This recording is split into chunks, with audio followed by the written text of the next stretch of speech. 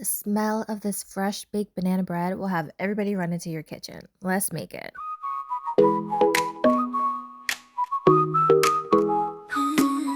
Now, before I introduce myself, I just need a teensy favor from y'all. Just pretend this first part of the video is in landscape. I forgot to turn my camera sideways. Welcome back to my channel. My name is Jess. I'm all about food, fun, family, and beauty over here. So if you have not subscribed yet, what are you waiting for? So focusing on the food today, I made some banana bread. This banana bread is so easy and super moist. I've tried a lot of recipes and they don't always cut it, but this one does. So I'm going to show you how to make it. Now, banana bread is one of those things for me that I only make when I see that I have bananas that are like super ripe, almost to the point of going bad. Do you plan out your banana bread? Or do you just let the bananas tell you when it's time to make some? Let me know in the comments. Now see, I was not playing about my bananas. These look almost black. And don't worry, that's just flour on them. I'm kind of a messy baker, but I feel like if you're not making a mess, are you even really baking anything? The messier the better as far as I'm concerned.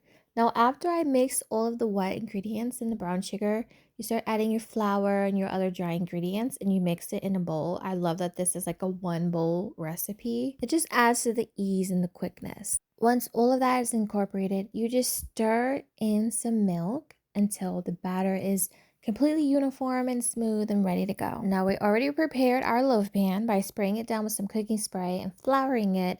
Then you're going to pour your whole banana bread batter into this. And then on top, you're going to slice another not so ripe banana. Sprinkle it with some brown sugar, some cinnamon. I love the vanilla, but you could put that on top too.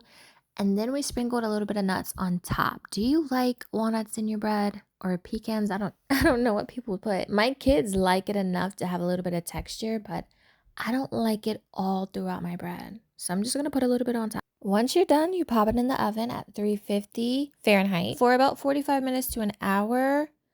Just watch your bread and see if it's done, because I took it out at 45 minutes and the middle was not set yet. So I had to put it in a little bit longer. And then you're done. I actually put this in my fridge overnight because I didn't want to deal with it yet.